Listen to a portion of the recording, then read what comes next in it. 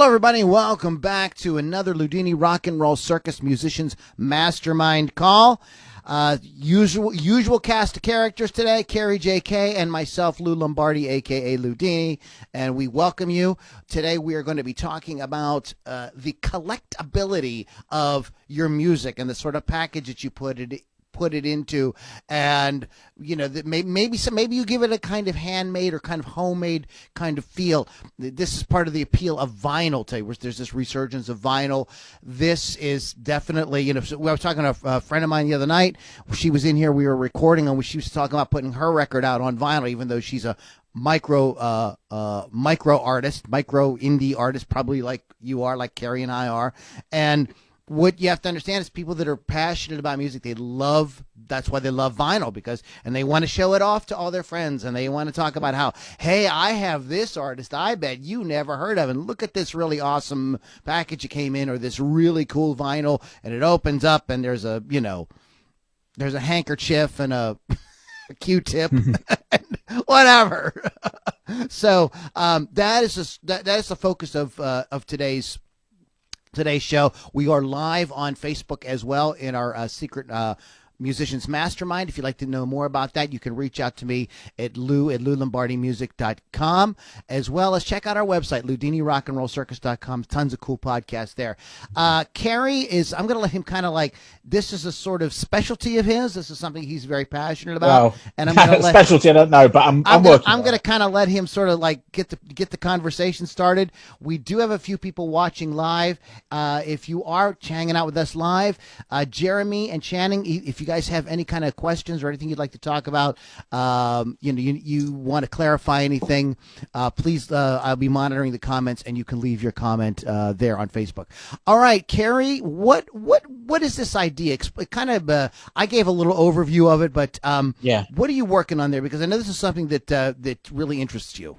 Well, basically, part of this is a response to a situation where, we're probably going to do most of our business digitally. Right. And we want to do more of it physically, where we can make some money. And vinyl's great, but there are huge overheads there. And if you are doing vinyl, even though there are ways that you can do it on the cheap, you really shouldn't, because it defeats the object of doing vinyl. The whole point is to have a quality object that people will want to keep. One of the things that we mentioned last week, and if you go back and listen to some of the previous shows, but last week, one of the things that really stuck out in my mind was this idea of knowing when to do stuff on the cheap, and looking for places where you can legitimately save money in a way that makes sense, versus being cheap or putting out something skimpy, or I'll use the term something half-ass. You don't half-ass the mix or the production or the mastering and stuff like that. So when it comes down to this type of stuff, either you want whatever you're putting the music in to look to there needs to be a congruency with how professional, how awesome your music is with the package, the atmosphere, the vibe, and everything that goes along with it. So if I may just sort of interject that was something we talked about last week, so you could check it out. Go ahead. Yeah. So but everything I'm about to say assumes that you know what you're doing with your music and with your production. And part of that as well, there's so much you can do from your bedroom now, and including with finding out principles of, even if you're using digital mastering, that's better than nothing. Ideally, get an actual mastering engineer to work on your stuff to put it out that way. But assuming you've got the stuff now and you're already selling it digitally, if you want to do more physically, part of the issue here is we want to sell physical product, but people aren't buying it in the same quantities they're used to. And a CD is not the main way that people are going to do stuff. And if they do, it's because they want, your thing is a keeper, and it's something they want in the formats other than something digital. And obviously the other thing is you want to be able to do is sell them at gigs. So this has got me thinking a bit more about the package, and also having been around the sort of handmade community, it's sort of like seeing the way that they do things has opened my eyes a little bit to what we could be doing as musicians. And sometimes I think we can be guilty of setting aside sort of like production values that aren't oral. Or aren't digital there as well. So the idea of actually getting a package and something that feels valuable something that feels beautiful to have in your house, as well as being the actual music, which is the main product. Another thing that's got me from the sort of like handmade community is that they're very big now, and a lot of people are very big now on things being eco-friendly. And so plastic packaging, there's a huge movement to getting away from plastic packaging wherever possible, or stuff that isn't recyclable. Even if it's something you hope they don't recycle, like your CD case, it's nice to be able to say it is. In case you want to throw this in the garbage, you don't have to. You don't have to worry about it killing any whales or seals or anything. Yeah, but I mean, but to be honest, this is something I'll say there. I've got to say right now. I mean, quick straw poll here. Have you ever met anybody who likes jewel cases? No, it's you know what? Even back in the day, I'm old, and I remember just like back in the day. It was a pain in the ass to kind of like put all, because you would like get the CDs, you'd be in the car. You know, people talk about people being distracted with cell phones.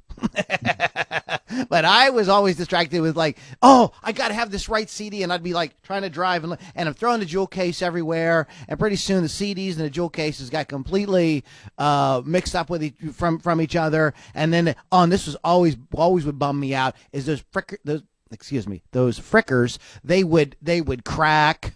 And then it'd be like, man, now I got a cracked jewel case or whatever. And it was just, they were bulky, clunky, heavy. Mm-hmm. So, and it didn't match well with what was happening with the idea of a CD, which was supposed to be smaller and easier to use. And they tried to stuff all that in the beginning, Carrie, and a lot of not touring, but like major name acts were trying to stuff all the same stuff they stuffed in a vinyl record into that CD jewel case as well, and even in cassettes. We got to go back to cassette. They were kind of doing the same, and it never really worked because you had a font that was like a millimeter where you could read. It was right. So anyway, it was no good. So I think what's happening today is because we have this global economy, and you're connected with people that can like. Even if you're not good at designing stuff, with people who can come up with really cool ideas, you can now, you could sell a CD. That doesn't mean that it can't have some cool packaging that brings all that great experience that people had with and they can keep the great experience right there, collectible in their collection, and they can pop, if they want to, pop that CD out and take it with them if they want, or have the vinyl or whatever format. I mean, they're even putting music back out on cassettes now. That's a little question. We could do another. And with all that in mind, and I do have all that in mind, let's dive in. Sorry, I stole your thunder. I apologize. So the advantage. I mean, I have to have a purpose here, Carrie. Yeah, I'll tell you. The one saving grace of jewel cases and the function that they were designed to solve in the first place is that you could easily stack them alongside each other on a bookcase. That makes sense. Or in a CD case. And over time, they did come like the cardboard digipacks. It's also become a bit more desirable now. That they still have the plastic tray in there, but the packaging overall is cardboard. It just feels a bit nicer. And then there's others that are completely cardboard, which will lead me to my next thing. Now here, when we're talking at the completely independent level, where the business you're doing is only it's probably less than 100 units a year. And quite often when you go to get duplication, there's people always looking for ways to get cost-effective CDs and the like for very small runs, like below 25. And often it's like if you've got a gig coming up and you know you're going to want to sell them there, or you want to be ready for when someone orders something through the website. And something I said last week as well, companies will do this for you. They will do print on demand, like drop shipping. But I've also said that I think that is a false friend now, because then it will completely take out the personal aspect of the transaction, which is vital now if you're going to be doing this in the cottage industry. So this is going to start me off at Kunaki, who said before are the cheapest out there for duplication because they've taken out all the human elements. So it's no great blow for the workforce. But here's what they'll do for you. And if you're listening to this on audio, you won't see what I'm holding up. But if you're watching on video, you will. This is the standard jewel case that they'll supply it in. It's in a black tray. That's non-negotiable. This is what you get. And the disc is fully printed, and there's a single panel card, and on the back tray they'll even do a barcode for you, which some places will charge extra for. But that is the bog standard package, and most duplication services will do this as their baseline. Amazon do, and they charge way more for it. So it's all right, but is this a desirable item? Is this a collectible item? I would say no and no. I would say no, unless you can do something really interesting with that picture on the front. Unless you can do something insanely interesting with it, but for all intents and purposes, no. Right. So here's the next thing. So now what I'm going to do is I'm going to get rid of the jewel case. I'm going to keep the disc. Now, Kanaki will also duplicate, and most duplicating plants will also duplicate just the discs only and send you them in a cake of discs. So then what you can do is get your packaging done elsewhere. And there's other companies as well that will do the whole thing for you, and they'll work with you on this according to your budget, which is good to do. But if we're talking like early on as well, these are things you might want to experiment with beforehand. Now, here's what I've done. I'm going to share a screen at this point. In fact, I'll show you what I've got first of all. This is a prototype cardboard wallet. And what I've done is I've printed all of it, so it's just here. And inside, it's 2 pockets. The disc will go in one side. I still need to adapt it so that I'll change the flap over there. And then the other pocket can have anything. You can have you can have anything you like. You can have your booklet. You can make a booklet to go in there. You can easily print a double panel booklet. You can put a set of stickers there or a set of postcards. You could do an extra bonus CD and put it in there if you wanted. And the whole thing will go there. And this came out of an inkjet printer at home. Looks good. Looks really good, Kerry. And I'm going to show you how I did this. And I'm going to share a screen at this point. Okay. For those of you who are just listening, we will do our best to sort of describe what's happening here with the screen share. So what I've done here, and when I finalize this template, I'll share it with the group. I've just measured out the dimensions that I want there. And what it actually is I'll stop the share again in a minute just so I can show this. This is it printed out, slightly less than an A4 sheet of card. Okay. And all I've done is, having done that, is fold it there. I folded it twice there, and that whole process takes less than a minute. And now I've got my packaging. The template itself looks like this. Share. Okay, Kerry is going to show us the template that and how. That's right. What program is this? Just Word or something? This is Open Office that I've done this in. But in Microsoft product Open Office, I'm sure there is a Mac equivalent. I'm sure. But I'll do it in a file that everyone can use. And all I've done is I've measured out the panels there, the dimensions. So then I can just insert whatever artwork it is I want to put in there. I don't know if this one's set exactly right as it should be. Let's go to here.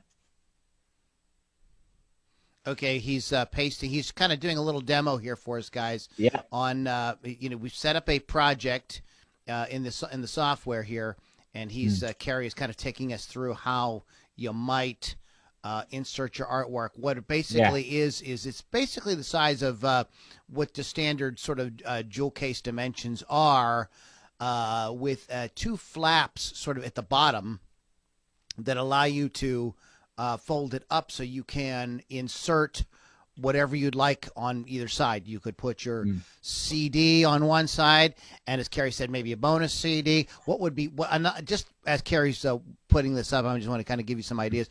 One of the things you could also do is, if you have a compilation CD you've been featured on, this is a great way. This is a great thing to do too, because it's not only saying that, hey, I make, here's my record, but here are 8, 9 other bands or artists that you would like too that I did a project with, and it's so there's a lot we can get into that I think on another podcast about working stuff like. But it's just a suggestion. You could put a booklet in there. People love stickers. You can shove stickers in there. There's a lot of cool things you could do. You could get real creative. I would sit down and brainstorm because there's probably all kinds of things you could probably. That's a real good idea, actually. What I've just done there is I've thought about something else that's just come in a wallet. You can even fit that in the little pocket. What is that, Carrie? That's just like a random CD wallet. Oh, you just put like another. Okay, what Carrie's showing us is a CD. It's not in a jewel case. It's just in a sleeve, and he's just putting that in there too. That works too. Now, are the bottom things, are they just folded? Is that all that is? Yeah, Carrie? that's just folded over to make a pocket there. Okay. And the other thing is when you do it like this, you're in complete control of this package. And you can make it according to what you want. You want to make it a standard size so people can still put it in their case with their other CDs. Here's something you could also do with that other side. A couple things you could do is you could create a handwritten note. Now, you may say, oh, my God, what if the 1,000 fans, right? That's the model. How am I going to write 1,000 notes? Well, there's a couple things you could do. I'm going to give you a couple cheats on that. You could write 5 notes, copy them, mix them up, and just sign each one. So, but just hand write them initially. So that's 5 instead of having to write 1,000. But that's another thing that could go on the other side. Actually, a note doesn't take up much space, and you could still put another CD in there or stickers. So this in a very small thing. It's if you're not watching, we put these up on YouTube. So go find this on YouTube because this is actually really cool. If this is a way to still just send a freaking CD. What appears to just be a CD, but when they open it up, it becomes a shock and awe pack. There's all kind of, you could put stickers, another CD, a handwritten note. There's a lot you could tuck in there very, very easily and create something that's really personal. And people are touched by stuff like that. I mean, that's the kind of thing people go like, oh, I got my CD, and open them and go like, oh, cool, oh my God. Look at this neat thing I got, and wherever your fans are located, if it's a blog, a podcast, a private Facebook group, or whatever, they'll get on there and show. Oh my God! Look at the cool thing Carrie sent me. Not only did he send me his CD, but he wrote me a note, and So it also becomes a force multiplier. It's the kind of thing that when it starts to get around that you're doing stuff like this, other people are going to really take to that. I mean, that right there is pretty much exactly what I got from the handmade community, and what we've been doing, sort of selling jewelry as well. That when you put it in the package, and we put little bits of candy in there, little extra gifts, little free gifts, not stuff that's advertised. No chocolate. Not unless it's winter and it's not going to melt. But things like that are really appreciated because it makes it more of an experience, and they know they're getting extra. By the way, something else I just did there, when you think about the thank you note, you could just fold up a full A4 sheet of something. So now you've got a much better lyric sheet as well. You couldn't do that with a jewel case. Well, that's another thing you can do. You could, this is something that would be really awesome, is handwrite the lyrics to each one of your songs. Okay? Just do it one time. That's all you got to do. And then sign it and make sure you format it down so you can fold it in half or whatever and put it in that other sleeve. And then you don't give the people the lyrics to every song. You randomize it. So there's different lyrics to different songs, and you could even make it a collectible kind of thing where you can there's different packages. You don't know exactly what is going to be in that package when you get it. There's going to be some extras. One of them is going to be one of the songs. So people that maybe become super fans, they might want to collect all of them. This might be a way to entice people to maybe buy it, but do it legitimately. Don't just make a gimmick out of it. You want to really do it in a way that shows that you do care about your fans and you want them to have an experience. So do it just to make it an attractive thing. By the way, this is all the handmade side of it. There are people who will do all sorts of packages as well, and especially as you do higher numbers, you may well want to get that out there. But once you know exactly what it is you want to do, the chances are pretty good of finding someone out there that will do it for you. But do sort of like look for the better mousetrap. Don't just stick with the bog standard, and look for anything you can do to make it personal. And then when you do send it out, actually do send it out yourself, so you're in control of the process. At least while we're at that cottage industry level. I mean, this is another thing. I mean, in a way, I feel we've sort of come full circle with this now, because like in the late 90s, when CD burners started to become a thing, that's when I started like making our own CDs, and it actually became part of my preparation for a gig. If I knew I had a gig coming up, I'm going to have to burn 10 CDs and cut out all the sleeves and put it all together, so I've got them to take and sell. Because like I'm actually getting them getting them replicated at that time was prohibitive if you weren't doing like 500,000 units. Still is. And then after a while, we sort of found ways to not have to do that, and other people way to get it. But now we're sort of at the point now where, as the numbers are getting less and less, to the point where it's not about having the big numbers there. It's starting to look a bit more attractive now, just being in control of the process again. Actually burning the CD, that I will still send off for. I see, the burner that you've got on your computer is not good enough. Yeah, I'll tell you guys, I should pull it out and show it to you guys. Maybe I'll do that next podcast. Is I bought this, oh man, like long time, maybe 10 years ago or so. I bought this gizmo that hooks up to the computer, and it spits the CDs out. Like you can do multiples of them. You can go away for the day and come back, and there'll be a big stack of CDs for you on the floor. And it puts the labels and all that stuff on it. It'll burn the thing on there and everything. But I bought that, and then we did them for small things. Like if we were going to go and have if we were going to have a show and I wanted to have some CDs, we would burn them. We would put them out like we'd have them like that, just get a few at a time. It was handy for that. I haven't used it in many, many years. It just got because of putting the content on, burning the content on the graphics onto the disc. That was extremely time consuming. It took up a lot of power and ink and whatnot. So it became kind of like when Kunaki happened, it was just like, well, why am I doing this? It's actually easier to use. The other thing is something like that though is effective and you could still do this, guys. Like this is no shame in doing this. If you're going to go out and you're going to play a show and, oh crap, I don't have any CDs, or like I only got 5 left or whatever. And you can do that. Get yourself a label maker, and that is just a CD. And what you do in a situation like that is the label you put on there, you put the date of the show, the venue, and you make it like this is just a special thing. Maybe you don't sell it for 10, maybe because you made it yourself, you sell it for 5 or 3 or whatever. And it's a good way. It could even be a thing. It could be you could have something special just for that, with maybe some covers and maybe some acoustic stuff, and you kind of demos or whatever. So they have something. So you're working on the cheap, but you're still making it really personal, unique, different.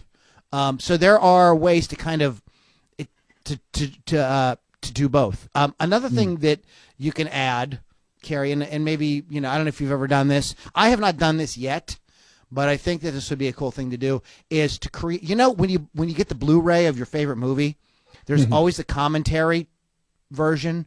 Where maybe the lead actor and the director discuss as they go. You can do that with your CD. You could put your CD on, and you and that maybe the guy that produced it with you, or your partner, or your songwriter, maybe just yourself, record it in what's the super cheap one? I mean, I'm saying Reaper, but something like Audacity. Or something like that. Yeah. And you can record that in Audacity, burn them off. Either burn or send them to Kanaki and just get, and then you put those in there. So now they've got a CD commentary, which a lot of people really, really love because it takes it to a whole other level. Now they get inside your process. They get like an intimate look at like kind of what you were thinking. If a song is about something deeply personal that happened to you as the music is playing, you can tell the story of that. You can bring up different things in the song that you want them to, if you did some really cool guitar thing here, that you can highlight that and talk about that, and that could be that other CD on in the package as well. If you don't want to make a CD of it, you can put a link in the packaging, says go to this link and they can download it, or you can create a podcast out of it, or there's a lot of different things that you can do. Or just run that like a radio broadcast. So just introduce it as if you're DJing the thing. Yeah, there you are. So you create a thing where you're DJing it, and you're kind of you could do your own behind the music audio of your band. Now let's I'm going to talk about one other thing now, and this is something that this obviously doesn't have because it's handmade, and that's a barcode. Now, Kanaki gives you this, and if you've got a UPC, which you probably have from your digital distribution anyway, you can generate a barcode really easily. So here comes another screen share. Okay, Carrie is going to share a screen here, and I will do my best to sort of describe what it is we're seeing. And this time, this is barcodesinc.com. Have a free barcode generator that you can use. Oh, neato. And the great thing about this is you can do it with a unique product code, or you can just do it with any text you like. So you can even add this in. Just you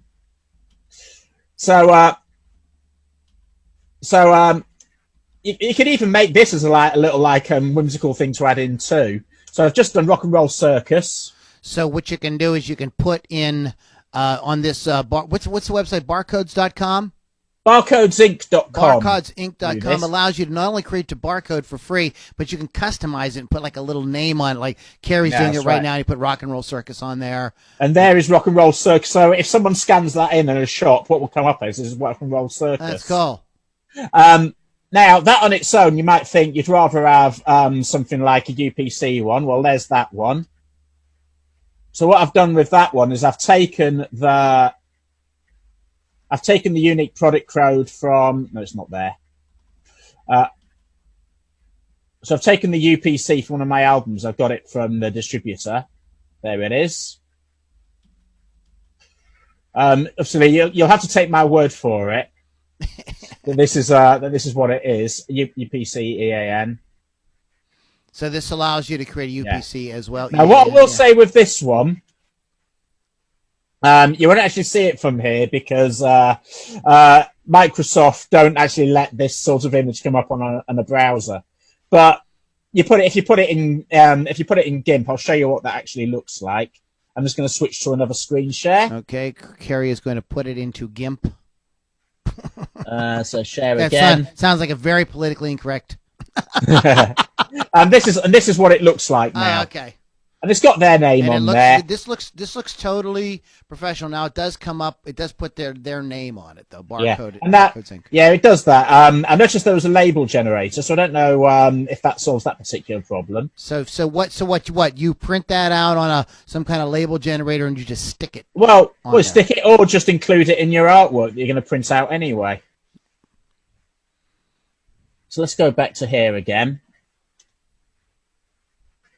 Go back a bit further.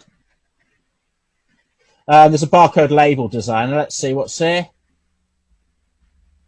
There we go. And this is and here's another thing. All right, so this is actually the paid service now. So that's what they're trying to upsell. So when you do the paid service on Barcodes Inc., you can eliminate their putting their name on it.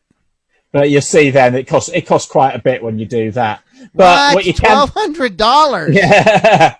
So this is this is the point of this anyway. They're trying to get you used to it. So, but the point is that while this is something that we wouldn't be able to do normally, what we can then do is generate it, and then and the other thing as well. You say it's got their name on the top, but hey, we've just loaded that up into what's essentially Photoshop. And what you're saying is you can oh, you're cheating the system, Carrie. Shame on you. So, but the point is, like, pretty much people like you that are ruining this business. But the point of all this anyway, and I think that this is the kind of takeaway from all of this, is that when you start thinking about problems have solutions, and when you start thinking about, you start from the point of view of saying, like, I'm not selling enough CDs, and the actual CD that I've got to sell isn't good enough. How can I make it better? and I've got to make it better without spending lots of money on it, 'cause I haven't got any at this point. So then you start looking at it, you think, I've got a printer over there in the corner. I've got some sort of art skills that I can use. And by thinking about it, giving it that little bit of TLC, you start coming up with solutions. And then when you do that, you start having ideas. And when you're in control of the process, you keep on finding ways to make it a bit more interesting. And when you do that, then you're bringing people into that process. And it shows that you care about what you're doing. And the people you want to bring in, they're getting something now that not only are they not getting from buying your stuff digitally, they're also not getting it from the more mainstream artists, because they'll never do all of that. They can't. But what they can do, I mean, this is one of the things this is one of the advantages we do have as independent musicians. And part of this, we're sort of like the culture sort of conditioned us to sort of like play acts as megastars as much as possible. But actually now people know that people are independent and are doing stuff in their bedrooms, and they love that idea of finding this like undiscovered genius who they can really get behind and who would belong to them. That is valuable. People don't realize how valuable that is. In this big chase for like great numbers and to sort of try and put yourself across as this megastar when you're not, you lose the huge value that comes with being somebody that can be approached personally. I mean, if they listen to your stuff and it's crap, then it's not going to help you. But if you are good at what you do, and for whatever reason you aren't doing those big numbers because you just can't for the circumstances, or that your stuff's too niche, then that's exactly the time when people want to come in and have that personal relationship with what you're doing. And they love it when you give them something back then that they would not get from someone more established. Because then when somebody goes to their house and they show you their stuff on the shelf, instead of having to say, oh, here's some like pub musician, this is somebody who's doing this stuff. Look at this guy. He's one of the best kept secrets in the industry. That's when word gets around. And then after a while, it maybe get to the point where you can't do this anymore and you have to start giving them more mass produced stuff. But you've still made those personal connections. Well, here's what happens then when you get to that point. Then this becomes part of your VIP group. Okay? So the people that are like, I want the signed thing with the handwritten note and I want the additional CD with the early mixes or the acoustic demos, and I want the 5 different versions of the album cover or whatever. Those people go into your VIP program at that point. Once you've built it up where you can't do this for everybody, it's like Santa Claus. Remember, the story about Santa Claus? Like he was going out every night handing out toys, but then it got too big, so he had to condense it down to one night a year. So this is going to be your thing. You'll create this and you'll say, great, we're putting this out. I think that at this point you will have learned that there's ways to even do this mass produce where you can still make it really special and still kind of be ahead of what other people are doing. But if they want that more personal experience, this is part of my VIP club. You pay what blah, blah, blah a month or blah, blah, blah a year. And, I'm going to be feeding you stuff like this. And, so that takes you to that. And that's a topic for another podcast. But right, there is a point where it becomes non-scalable. But that doesn't, what we're saying is don't worry about that. I mean, like most of the people like Channing and Jeremy who are watching, Melissa, Jeff, all the different people that, that are in the group, Bex Birch, none of us are at that point where we really have to go like, oh my God, I got 10,000 people and they all want a handwritten note. That is like, don't worry about what you're not ready to worry about yet. You cross that bridge. You'll figure that out when you get to, you may come up with a solution to that that's freaking brilliant. And you then come on the podcast and tell us how you worked it out. Because we want to know, but don't worry about stuff. This is something that musicians run into all the time. They go like, oh my God, I'll never be able to do it. But when they've got 12 fans, Let's take care of 12 people. Like, make it so good. Get them to go out and talk about what an amazing experience you're having with you. Then the 12 becomes 24 and blah, blah, blah. This was a really good talk. I have awesome show notes. So please please go to LudiniRockandRollCircus.com because we took great notes on this. If you're going like, I don't remember everything said, I try to keep up with the notes here. I will put a link to Barcodes Inc. Yeah. .com in there. And what was the other links we had, Kerry? Oh, well, I'm going to upload this template to the group. Once I've just got one more thing I need to add to it, but I'll upload that template in a format you can use. I want you to give you I'd like you to give me your feedback if you have a go at it. See what you come up with.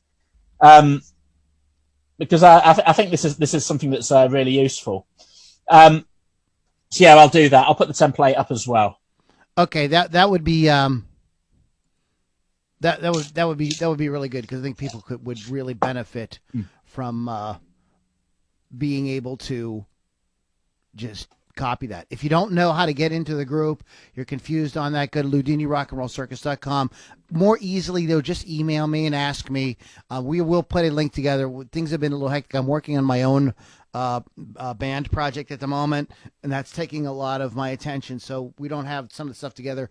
David Hooper got us hooked up with doing this podcast, kind of in a very fast kind of way. So we're still kind of building the infrastructure around getting people into our private group and stuff. But just email me at lou@loulombardimusic.com, and because there's resources in the group, there's going to be more as we go, as we build this. Match the professionalism in the package with the professionalism of the music. You spend all this time writing these songs and you pour them, you put your freaking balls into it. You got to do the same thing because we all know, I mean, maybe you haven't figured it out yet, but if you haven't, go back and listen to our other shows, that today's music business is the music is just one part of it. Okay. The handmade idea, keep that in mind. It should feel beautiful, collectible, interesting. It should feel like something special in people's hands. Mess around with the idea of eco-friendly. You can play that up. That is a kind of a buzz phrase today. So it's a way to kind of get people's attention. You can print on demand is not always the best way to go, but there is a place for it. None of this has to be expensive. I mean, Kerry showed you a way of doing stuff with your freaking, what is it? What it was, an inkjet or laser printer? What do you have? I just use an inkjet printer. Just an inkjet printer. I do want to get a laser printer, but all of these are affordable at home. Yeah, and at this point, guys, when you're sending these out, onesies, twosies, fivesies, or whatever, you can go buy some extra cartridges for your, and you'll be fine. And think about including stickers, lyrics, additional CDs, maybe links. You have special secret links to maybe podcasts that you do or whatever. Something I thought about while you were talking, Kerry, and we didn't talk about it, but I thought it was like a friendship bracelet, like a cloth friendship bracelet, something that would easily fit in there. That could be personal, could be different colors. Whatever it is you do, Yeah, whatever you like. You could also include your own audio behind the music CD or a podcast radio show of the making of your record, a commentary CD, or your last CD or last EP. When we talked last week about how to release records, we talked about this idea that maybe in building up to the CD, you have an EP. Well, this EP you can only get online, but guess what? When you buy my CD, I'm going to give you a physical copy of that EP that you loved so much that was only released on Spotify or whatever, okay? Use your imagination. And this is something that most mainstream artists either can't or won't do. So this completely sets you apart. And this is the nouveau thing today. All right. People want that personal experience. And this is why, the mainstream artists, this is one of the reasons why you see our great rock legends very often, they just can't keep up. They can't do it because people aren't looking for that anymore. They're looking for this. And there's a huge value in being somebody who's approachable, personable, somebody that they could actually reach out to. And we could talk a little bit about, dealing with people more interpersonally using the internet at another point. LudiniRockandRollCircus.com is our website.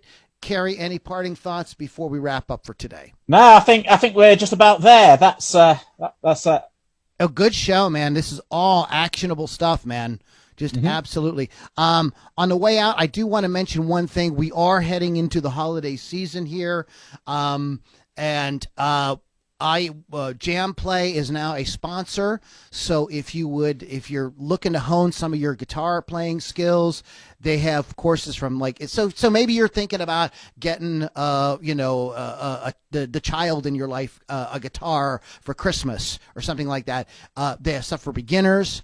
If you have a significant other that wants to improve his or her guitar skills, they have intermediate stuff. They've got advanced stuff. I mean, they got famous people in their teaching. People like Steve Stevens. Who wouldn't want to learn from Steve Stevens? So there will be a link to our Jam Play offer in the notes as well. So you want to make sure that you scroll down on YouTube or wherever you're watching this, or if you're listening to it on Podbean or our website, check out that link because you're going to get something. I think you're going to get something like 40% off or something right now. So they're running a kick-ass deal, and it helps us, and it's a great offer for you or your significant others in your life. Guys, thanks for hanging out with us. Ludini Rock and Roll Circus Musicians Mastermind, and we'll catch you guys all next week. Take care now. See you now.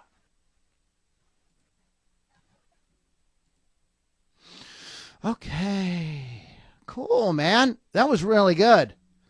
I mean, that was that was just a small idea that all these great kind of ideas came out of, man. That's very cool. It is just a matter of just thinking and looking around and playing around with it. I think like it's the same way, like if you start doing it, you'll get more ideas as you do it because there's something about doing stuff. You know what I mean? Like you start putting this thing together and you go like, oh, wait a minute, I could do this. And another thing we didn't mention on the recording is look at other industries.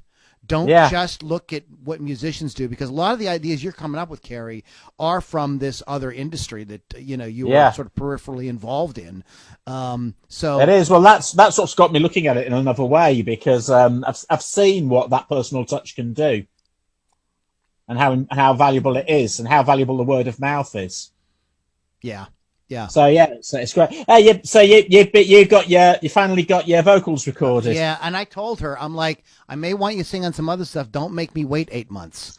So she apologized up and down. It went really, really well. I will play it for you at some point. But that Peace in the Valley song, absolutely, you were right. That completely changed the song. Like it completely made it really kind of jump out there. I was like, what I was trying to do on this record is avoid like too much production. The Strangelove album has like all kinds of sounds on it and like 30 guitars, and so I was trying to make this a little more raw and in your face. But this song just called for that kind of vocals. It just had to have it. So yeah, it worked out good. I'll let you check it out soon. But yeah, sure. Anyways, my man, I'm gonna get rolling. Yeah. And you need anything? You good? Yeah, I think we're all good. All right, buddy. You have it's dark there. It is. Yeah. It's 10 to 5 here, and it's dark. It's because winters are coming in. I hear you. But it's also very wet. Oh, is it? You guys having a lot of wet? Huh? Yeah. Snow? Are you guys getting snow or is it just raining? Not yet, although there has been in Scotland. Okay. But that was unseasonal. Okay. All right, Carrie, you have a good one, man. I'll talk to you soon, okay? I'll see you soon. Take care, buddy. Bye for now. Bye.